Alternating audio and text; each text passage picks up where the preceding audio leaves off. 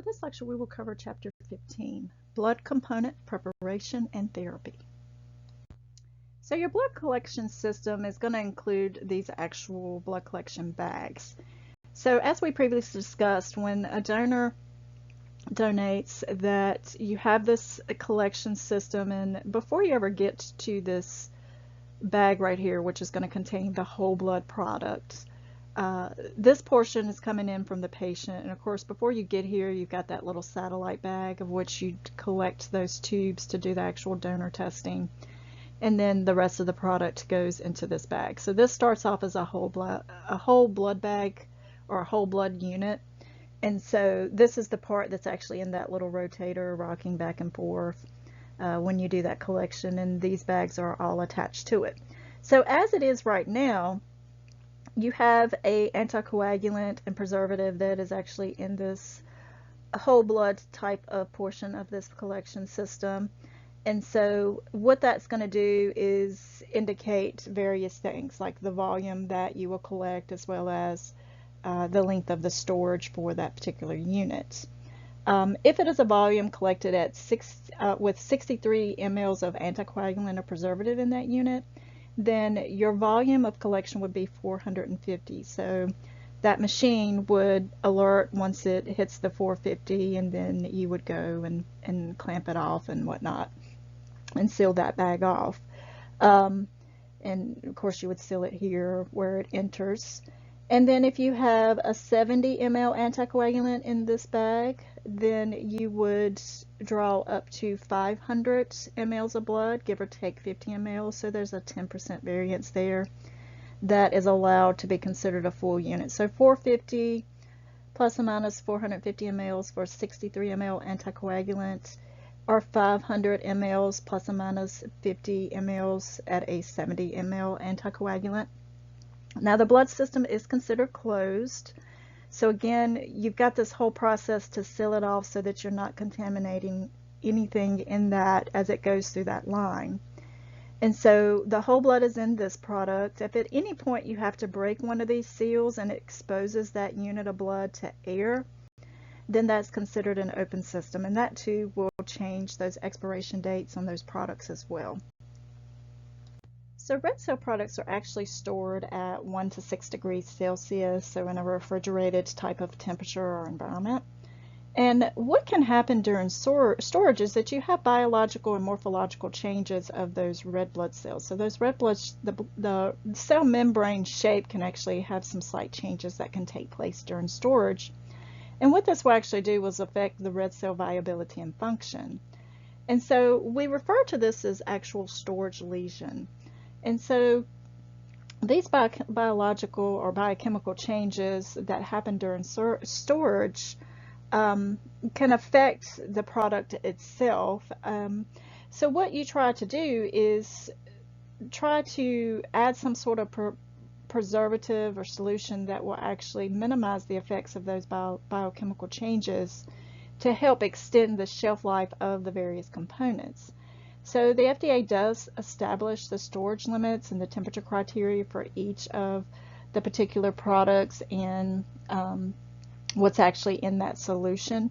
And so the criteria is actually based on the particular blood container manufacturer's data. And so they take this data and determine the various perimeters. They look at various perimeters as far as the red cell unit and the storage of it to look for certain factors. So at least 75% of the original red cells must remain in the recipient's circulation within 24 hours after being transfused, with less than 1% of those cells actually causing any sort of hemolysis. And that's just based off of the fact of it's still being preserved while it's stored, so that when the patient receives that unit, they're getting a viable product. Now there are some things that can happen during storage to those red cells and within that product, and it's just based off of those red cells in there trying to maintain that viability. So what's going to happen is you're going to actually have an increase in the plasma hemoglobin, because those red cells do start to leach out a little bit of their content that's within those cells. And so you're also going to see an increase in your potassium within your plasma. You have the red cell glycolysis process, the adenosine triphosphate, the ATP, as well as your plasma pH that's going to decrease under those various storage conditions. So the storage can also affect the level of the red cells 2,3 diphosphoglycerate, or the 2,3-DPG, which is very important in the ability or the release of oxygen from that hemoglobin molecule. So once you start getting those lower levels, then what that's actually going to do is increase the affinity of the hemoglobin for oxygen. And so you're going to see some decreased effects of those actual red cells as far as what's going to happen within the recipient. So although the storage lesion seems very significant, really your neonates are really the only group that you really want to give those fresh products to, just because their systems kind of they're immature anyway, so they don't have the ability to really be able to dispose of those byproducts like an adult would. Their livers are usually a little bit more immature and things like that. So obviously with newborns or infants, neonates, you would want a fresher product, so you're going to try to give, when you're on your shelf, you're going to give a unit that was collected within the past few days when you're transfusing those patients. But just be aware, as red blood cells sit on the shelf, there are some changes that take place within that product. So part of what we do is try to use additives that are going to help extend that shelf life and preserve those red cells. So there are several anticoagulant and preservatives that are used within those blood collection systems. And we've got a nice little chart here that lists those and what the purpose is of those different anticoagulants and preservatives. So for example, dextrose will support the ATP generation by the glycolytic pathway. Your citrate is going to prevent that coagulation of any of that blood product by chelating that calcium, and it also protects the red cell membrane. So you're going to have things that are going to be in that bag to not only keep the unit from clotting, but also to try to maintain that red cell viability. Now, the composition and the makeup of those solutions in the bag is going to determine what the shelf life is. So there are a few different ones. You've got CPD, a couple versions of the CPD, as well as the add-salt additive type of products. So what the add-salt is going to do is it actually extends that shelf life out, because you're providing some extra nutrients for those red cells. So as you can see, the addition of that add-salt is actually going to extend that shelf life of that unit. It's going to double it versus if you were using just CPD. So just to kind of reiterate, you have the CPD, and so that gives you a 21-day expiration. And then if you add some stuff that is going to kind of help the preservation of those cells, that can extend it a little bit more. And then if you add additional solutions with that add-salt, then that's going to give you an additional extended storage. So it allows you to store that product 42 days total versus the original 21 days. Now, the key is that add-salt solution must be added within 72 hours of that whole blood collection. So once you get that whole blood collected, and you start making those products into those various components, the red cell unit itself, once you take that from the whole blood product down to just the packed cells, you got 72 hours to make sure that solution is added. So that's usually going to already come in that bag. Your textbook does have a nice chart that kind of breaks down each of the various products and storage requirements as far as temperature and the expiration date of those products. And so it's all going to be based off of the particular components. So like with your red cells, a whole blood versus red blood cell, Of course, it has to do with the particular anticoagulant and the additive that is added to those red cell units as far as the extension of that life. With frozen red blood cells, your storage, of course, is a negative type of temperature, and stored at those temperatures. It's a 10-year storage. Your red blood cells that are deglycerized or washed, of course, they have, once they're prepped and everything, they've got a 24-hour expiration date. So each of your products has individual expiration dates. The main ones that you should be familiar with that you're going to probably see in your career are going to be your red blood cells with the different additives. Of course, these will be listed on the product itself as far as the expiration date and the storage requirements. If you're shipping the product, the temperature that has to be maintained during shipment is a little bit different than actual storage. The other products that you're going to have to be more familiar with are going to be your fresh frozen products. And of course, there are a couple of different fresh frozen products. So most of your products are going to have a 1-year shelf life. Depending on the temperature that you store it at, you could go a little longer with that product. But once that product is thawed, then it has a 24-hour shelf life. Depending on, well, it can have a 24-hour shelf life if it's a particular plasma product, or it can have a 5-day shelf life. So it just depends on really how that product was collected in the collection system as far as how it's going to be, what the storage is after it's thawed. So you would have to make sure that you're referring to that label on that bag. And Cryoprecipitate is going to be a 1-year product, and then once it's thawed, it has a shortened length of time, just like your fresh frozen plasma does once it's thawed. And then your platelets, if they're pooled platelet systems, most of your platelets, as long as it's an unopened system, it's going to be 5 days. But then once you open that system, or you actually start pooling it, then it's going to be a 4-hour expiration date, and that just cuts down on the possibility of any sort of contamination to that product. So those are the main ones that you're going to deal with, but you should be at least familiar with the storage temperatures and limits of most of these products. So depending on the collection system that you use and what you plan to make with that product will depend on how you actually go through the steps in the process of preparing that product. So you can see here we have this really large centrifuge. You can see in comparison to the size of the tech here that's holding that unit that it's a large centrifuge. These are floor model type centrifuges. So they're pretty big.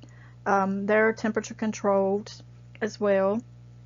And within these centrifuge, you have these little cups or buckets is what we call them, that you will actually place the whole blood product in. So you can see a little bit more zoomed in here where you've got the whole blood product, and then you have all those little satellite bags that are placed down in that cup. So you can see that cup is just placed down inside of that centrifuge, and then from there you would centrifuge it just like you do any of your blood tubes. So the whole blood is actually centrifuged at a light spin. So first you do that light spin, which creates your platelet-rich plasma. And then once you get that platelet-rich plasma, then you actually expel that into a separate bag. And I'll show you that in just a second. And then from there, that red cell solution will be added to that red cell bag after you do a leukoreduction process. Most labs do leukoreduce their red cells now. It just kind of cuts down on the potential for a transfusion reaction. Okay, so if you do a heavy spin of that platelet-rich plasma, so first you do that light spin, you pull that plasma off into a satellite bag, and then that red cell unit will get that plasma unit will get another spin. And so it's centrifuged at a heavy spin. So what that will actually do is kind of force, the platelets are actually separated from the plasma, and it forces those platelets like to a little layer at the bottom. And then you can take that plasma and use it for fresh frozen plasma, and you can even further process that down into a cryoprecipitate. So what you leave in the bottom of this bin is your platelets, and then your plasma goes into a separate bag. Okay, so just so you can kind of understand a little bit about the process of the component prep, we got some images here to help you with that visualization. So first you have the whole blood product with the collection system, those bags attached. You spin that down, doing that soft spin, which separates it out. So you have your red cells and then your platelet-rich plasma up top. And what you do is actually put that on this little device that has tension in it. So when you release this lever, it kind of compresses that unit. So once you kind of break this little seal here and you allow that plasma to flow over into this satellite bag, so it'll flow over, fill up that bag, and then once those red cell, that level reaches the top, so you're expressing that plasma over into the satellite bag, that red cell level reaches the top. You've got to keep an eye on it so that you don't accidentally let those red cells flow over, because then you have a mess you've got to clean up. You've got to put all of that back and you've got to start your spin over again. But once you get that level up, then you clamp that off, and that allows you to have that plasma separate, so you can see where you've got the plasma here and then you've got your red cells here. And then what you'd actually do is you take that adsol, so it's a little bag of solution that is attached to it, and that adsol is allowed to flow back into this red cell unit.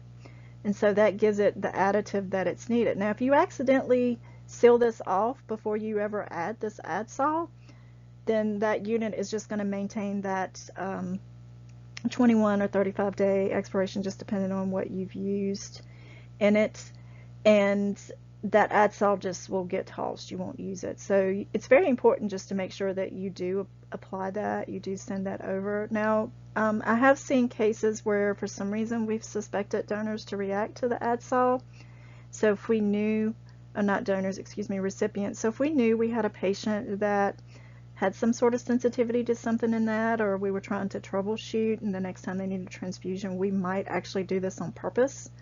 But for the most part, you are going to use that adsol just to extend that shelf life.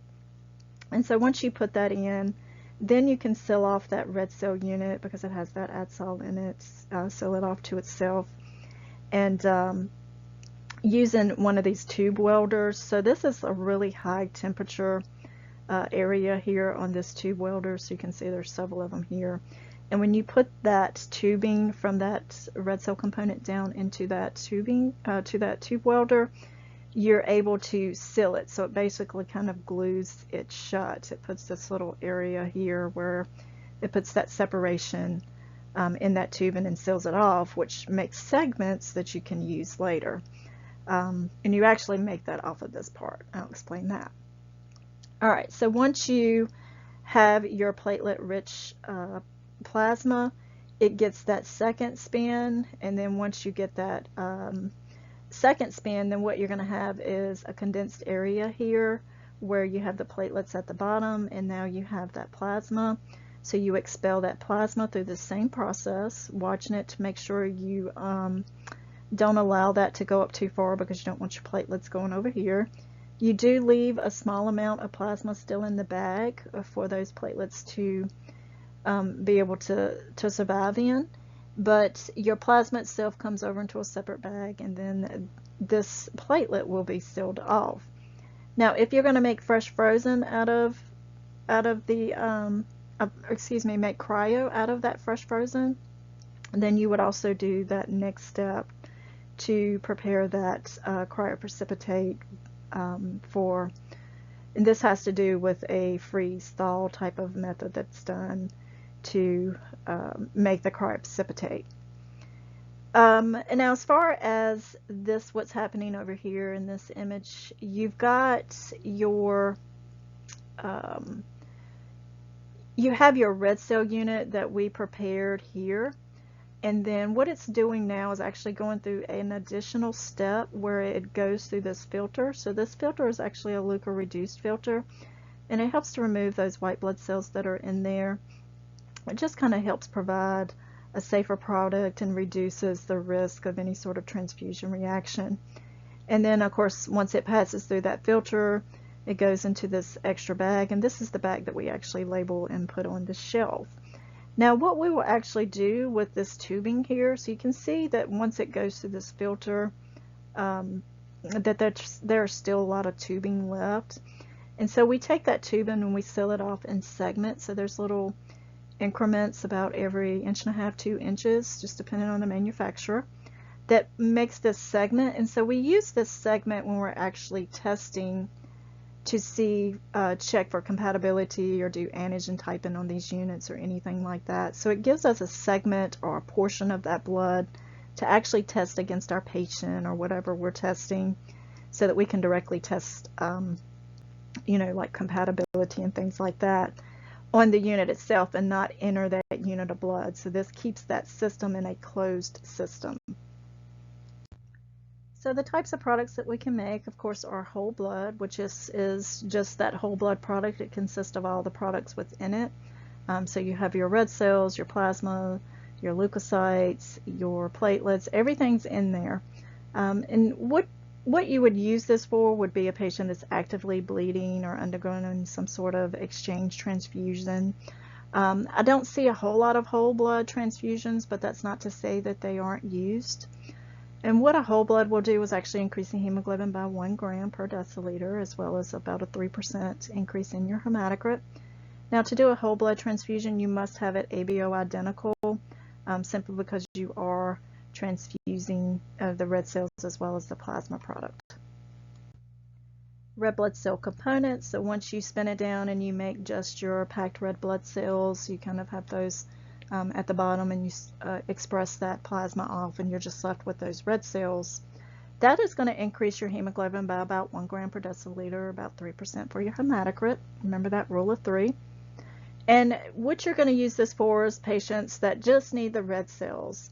So patients that perhaps are undergoing chemotherapy or radiation, so their bodies or those red cell populations have been depleted. Traumas, any kind of like type of surgeries, end-stage renal disease because the kidneys aren't doing what they should do anymore, so you're not getting that EPO and things like that.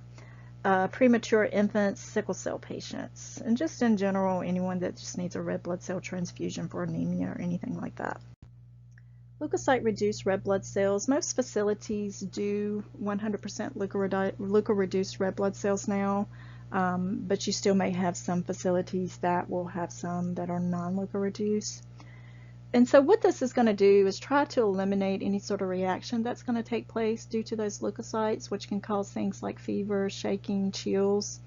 So it can kind of lead you to believe there's something else going on. And what actually happens is the cytokines that are produced by those leukocytes can cause a febrile type of reaction.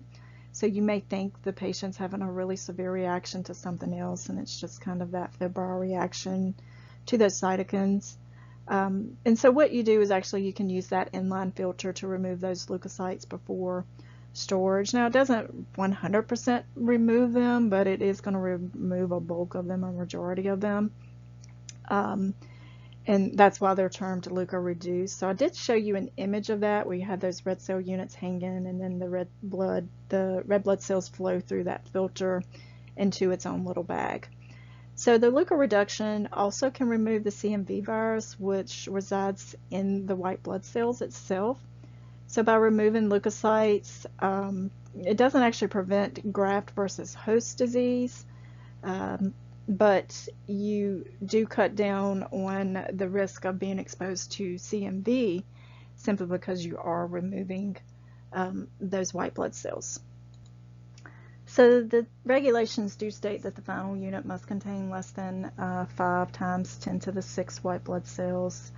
And what donor centers actually do is they have to do various audits to check to make sure that those units are those filters are reducing that red blood cell that white blood cell content. So they'll actually, after they go through that process, they'll aliquot a little bit out, and they'll run that just like they would any kind of hematology test and get that white blood count. So your apheresed red blood cells, of course, we did talk about this where it comes from a single donor, and then the saline is going to replace any other fluid that is lost from that donor. So if they're going to just do 1 unit, that's every 2 weeks. If they're going to do 2 units, that's every 16 weeks when they're given those double red blood cell units. So those double red blood cell units are actually separated into 2 separate units, and the final component from making that product, the hemoglobin, must be at least 51 grams with a minimum volume of 153 mLs of just those red cells. Your frozen red blood cells, there are a couple of methods here. You have your high glycerol method as well as your low glycerol method, and they have different storage temperatures. They can be stored up to 2 years. Your high glycerol method is your more common method used, simply because it is a little bit harder to actually get that temperature that low. It takes special freezers to actually get that initial freezing that low. But once you get it that low, then you have to maintain it at a minus 20 degrees Celsius for 10 years. So a lot of facilities just don't have the ability to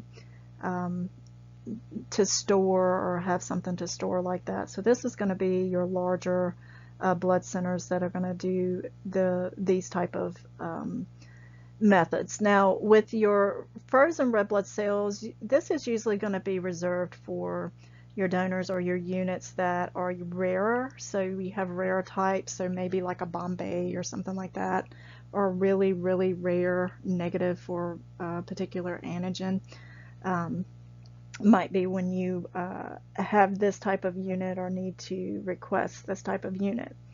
So once the unit is actually requested and it's needed for a patient to be transfused, there has to be a lot of coordination that takes place, because whatever center you're getting this from, once you get that product, someone has to do that deglycerization process. So they have to be able to have the equipment to do that. So after it's thawed, the unit actually goes through these series of washing to actually remove that solution of that glycerol that's in there. And then of course, once that's done, that system now becomes an open system, so it brings on that 24-hour expiration. So obviously a unit is not going to be deglycerized until we know that it's ready to be transfused. So all the processes have to go be done in steps and followed in order to get that product ready for that patient. And so once it's thawed, it's got to get to that patient and infused within that 24-hour period. So we don't want to waste it, because obviously if it went through this process in the first place, it's very, very rare. So you've got to be 100% certain that it is going to be used. Now, yes, you could use it from someone else if that patient wasn't able to receive it in time. But again, that's kind of wasting that product. Washed red blood cells. So these might be used when you have patients that have higher risk of or history of like allergic reactions, febrile or anaphylactic type of reactions. So those cells would go through that process of being washed, similar to what that deglycerization process is.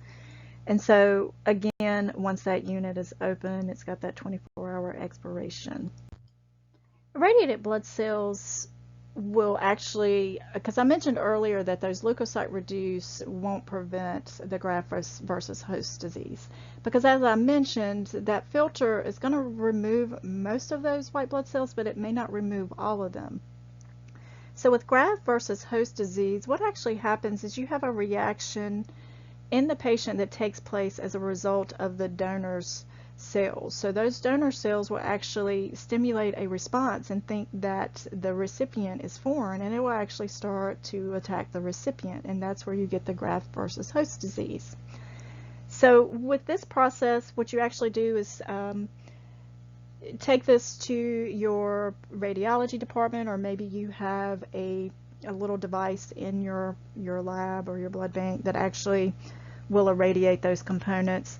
But what you're actually doing is sending gamma irradiation into those red blood cells, which is going to target those donor T lymphocytes or any kind of white blood cells that may be in there, more specifically those T cells. And so it's going to basically destroy those cells. So they're not going to be able to do that response. So just like a patient gets radiation when they're being treated for various cancers and tumors and things like that to kill those abnormal cells, this is kind of that same process. So it kills those white blood cells, but it doesn't really damage those red blood cells.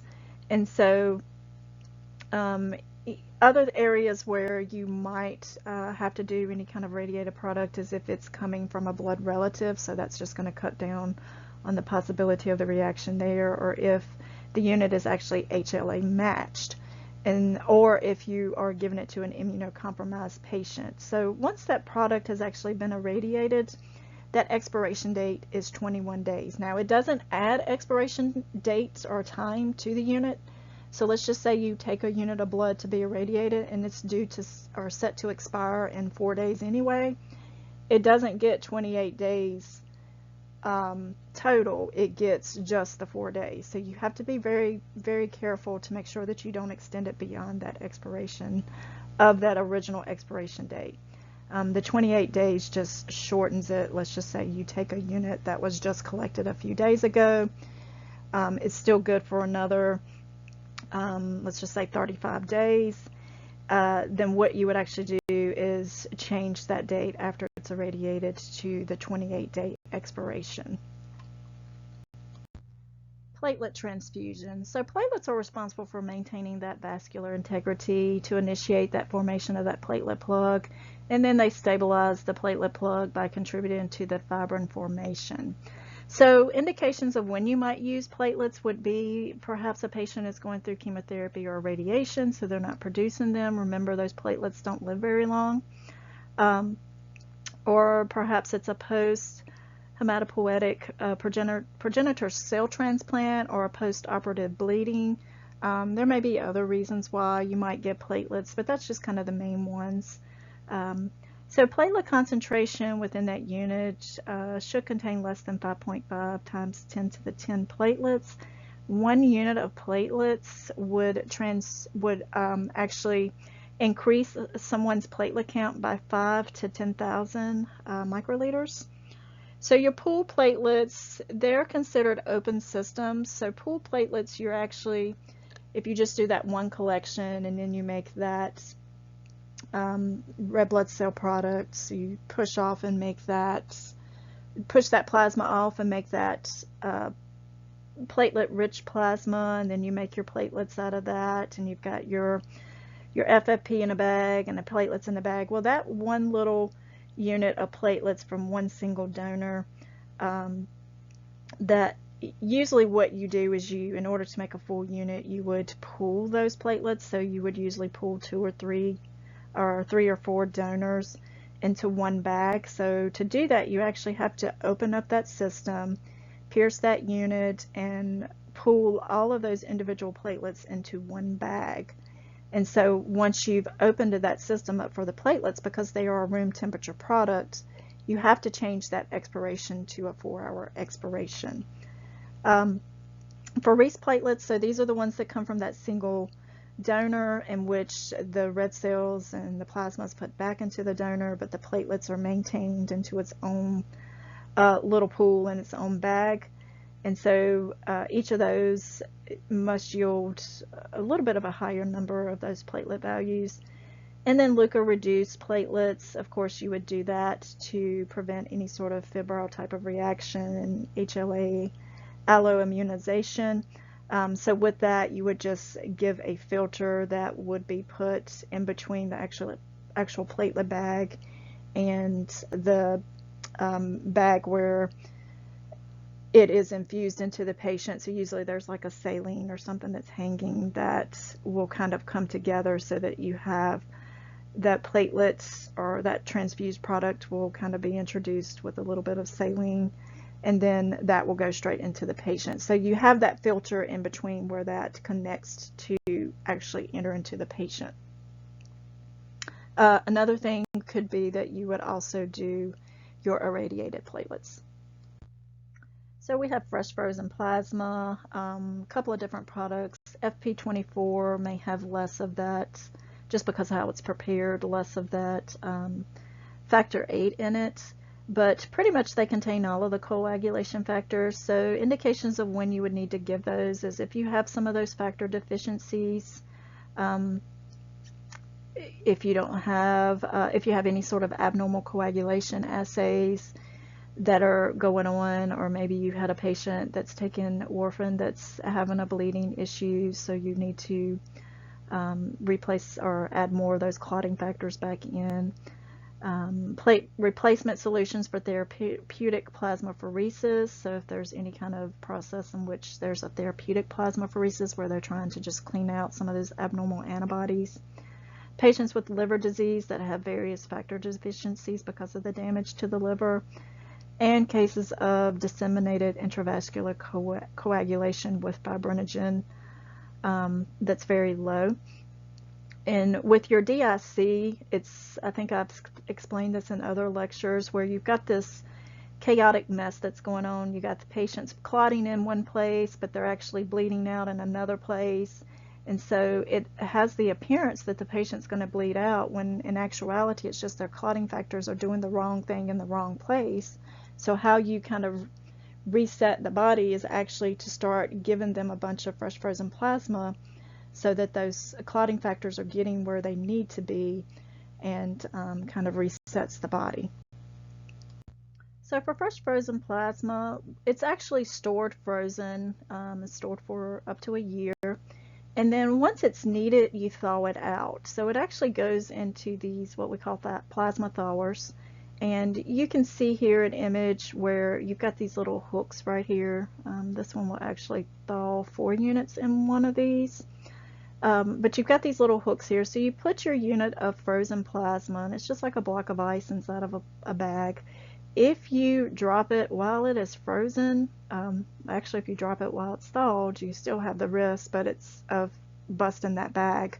But it's even more so when it's frozen. Something about that plastic component in that bag, if you hit it wrong while it's frozen, it causes it to crack or get little holes in it. So that's why we put it in the little plastic bags and then hang it on this little ledge here, or this little hook.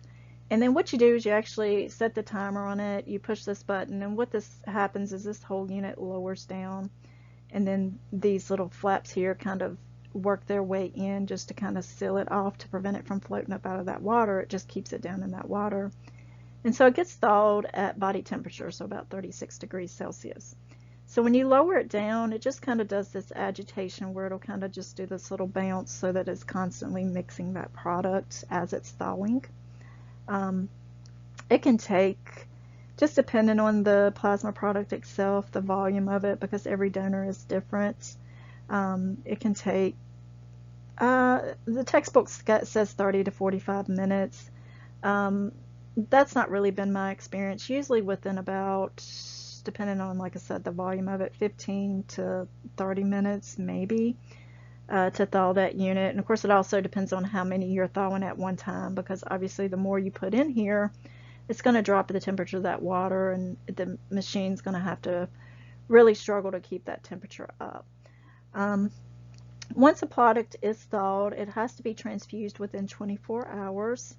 If it is not, it has to be relabeled thawed plasma, and then it can be stored for up to 5 days. But once it is thawed, it is stored at 1 to 6 degrees Celsius, so just like you would with your red cell products.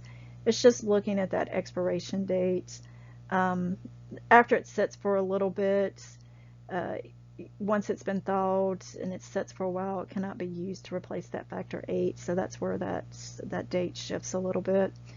It should be ABO compatible. Remember, you're just given a bag of those ABO antibodies, so you've got to make sure that those are a match. And depending on what you're trying to replace, will depend on as far as what you're monitoring as far as that factor replacement. Cryoprecipitate. So what this actually is a cold precipitate that will actually form when fresh frozen plasma is thawed at a refrigerated type temperature. So the cryo is actually, once you do this preparation, it's refrozen within 1 hour of preparation, and then it's stored at that frozen temperature for up to a year. And what it actually does is it demonstrates about 150 milligrams of fibrinogen and 80 international units of factor VIII per unit. So what you actually have in cryo is the von Willebrand's factor, fibrinogen, factor VIII, fibronectin, which is actually used in healing, and you have factor 13. So cryo is actually a secondary treatment for hemophilia A and von Willebrand's disease. When you use the cryo-reduced plasma, plasma is actually left over after removing the cryo. So when you actually are preparing the cryo, there is still plasma left. So that can actually be refrozen within 24 hours of removing it from that cryo. And of course, you can use that for treatment of thrombotic thrombocytopenia purpura. Once you've thawed that out to use it, that particular plasma product is stored at 1 to 6 degrees Celsius for up to 5 days. So pooled cryoprecipitate. So obviously when you're making those plasma products, you've got that, you're probably only pulling off just a very small volume of cryoprecipitates. These bags are actually really, really tiny. There seems like there's barely anything in them. But you actually have to thaw several of them. It doesn't take them long to thaw at all once you put them in the plasma thawer. And then you will pull those all together. And so, you'll do this based off of the particular order that the physician puts in. But once you pull those, just like platelets, it's only good for 4 hours. If the system happens to be a closed system, that's a little bit more complicated there. You can use it within 6 hours. Fibrin sealant from cryo. So you can actually take the cryo, mix it with thrombin, and what this actually does is control surface bleeding during surgery. This is a rare procedure that's done, but it is possible. So depending on the procedure and the facility that you're at, you may occasionally see this or get an order for this, and this is what they're doing with that cryo. Apheresis granulocytes, so these contain leukocytes and platelets. They may actually contain a little bit of red blood cells because sometimes you just can't remove all of it during that process. So each unit contains 1.0 times 10 to the 10 or more granulocytes. You would restore this at 20 to 24 degrees Celsius, so this is more of a room temperature type storage, without agitation. So your platelets are actually stored with agitation. So with platelets, you're constantly moving them in that agitation to keep those platelets moving, to keep them from aggregating together and clumping together. But with your granulocytes, you will keep them for up to 24 hours. They should be cross-matched simply because you do have some of those red blood cells that are in there. They must be irradiated, as well as the use of the, just want to make mention that the use of apheresis granulocytes is very rare. There aren't many cases in which you would really do this. Really, this is just going to be kind of reserved for the patients that have severe neutropenia and they're at risk of infectious processes and things because of it.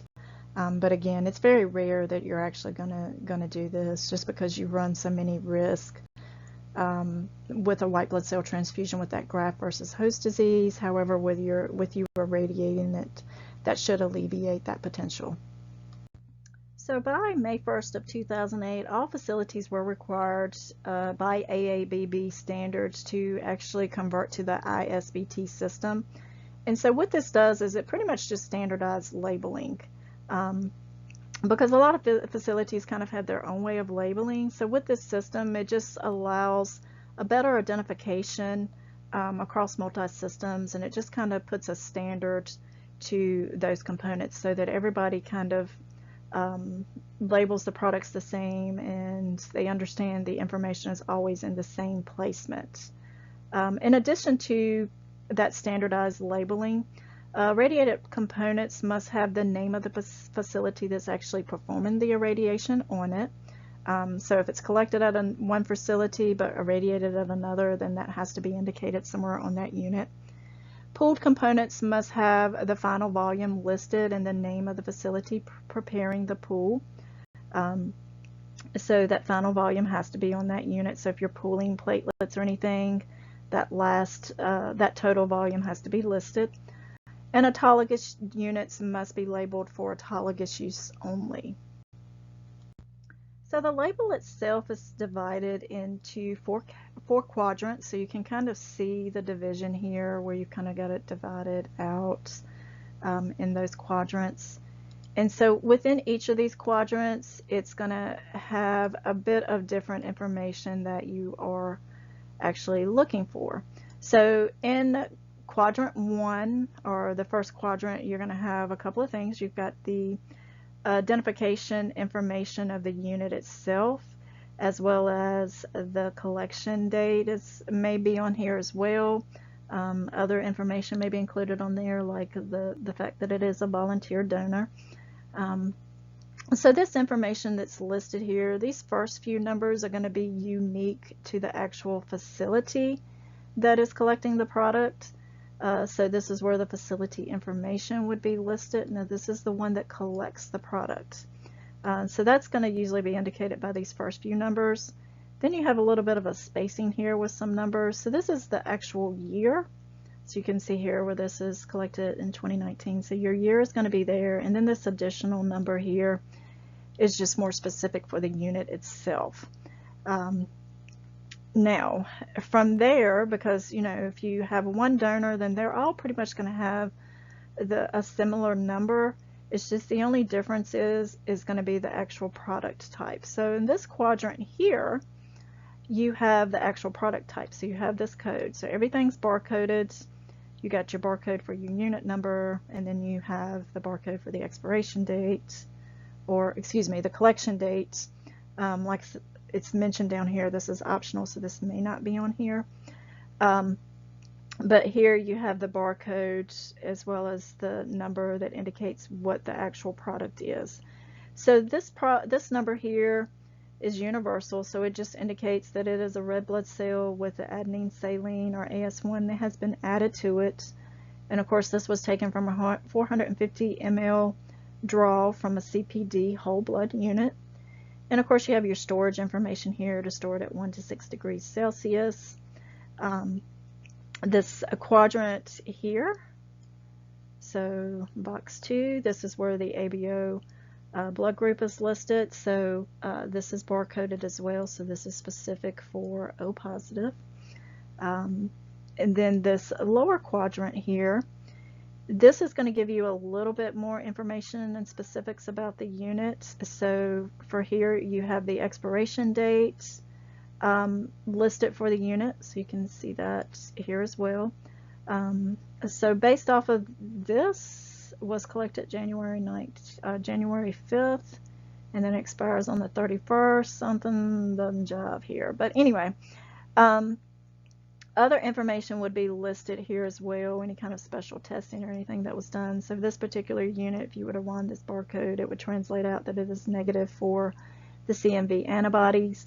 There may also be information listed like contains anti-K. Let's just say that your donor has an anti-K antibody, then you would have some kind of comment on here that contains anti-K, or maybe you would put that the unit is oops, can't get this to right, KIL antigen negative.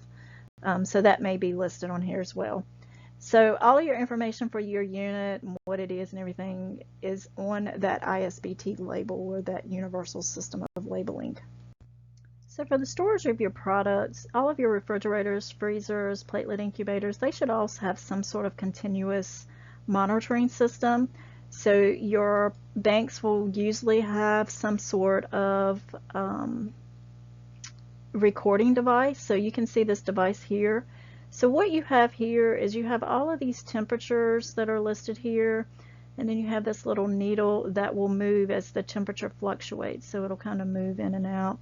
And so each of these little segments is usually like a 24-hour period. So usually these things go for 7 days.